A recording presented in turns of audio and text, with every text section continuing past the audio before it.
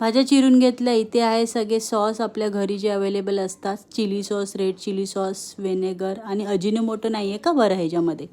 आपण आता पहिल्यांदा करून घेतो आहे मोमोजची चटणी जी असते.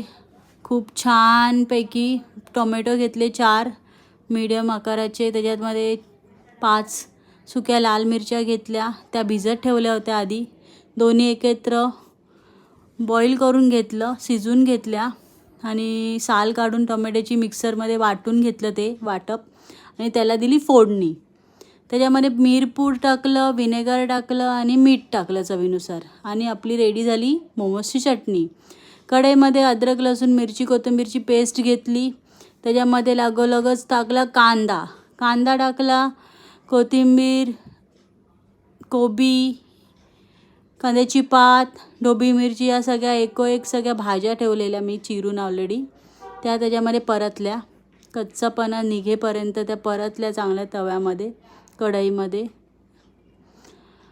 भाज्या जरा जास्तच घेतल्या होत्या मी, त्याच्यामुळे खूप जास्त सारण बनलं होतं. आणि चिकन किम्यामधलं थोडंसं मी चिकन किमा बाजूला काढून ठेवला आणि जेवढं आपल्या भाज्यांचं प्रमाण आहे तेवढंच मी चिकन किम्याचं प्रमाण इथे घेतलं. चिकन किमा एकदम फाईन चॉप करून आणलेलं आहे चिकनवाल्याकडून. ह्याच्यानंतर ह्याच्यामध्ये आपण ॲड करतो आहे सगळे सॉस, चवीनुसार मीठ आणि मस्तपैकी हा चिकन किमा 10 मिनटाच्या आतच आपला शिजून झालेला आहे. त्याच्यानंतर आपण त्याला झाकण लावून शिजून कांद्याची पात टाकली. मैद्याच्या इथे मी मस्तपैकी छोट्या छोट्या पुऱ्या करून घेतल्या आणि मोमोज रेडी केले.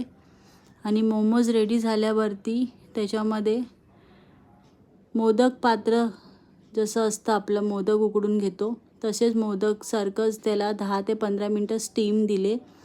आणि हे मी पहिल्यांदाच केलं आहे. नक्की ट्राय करा तुम्ही पण.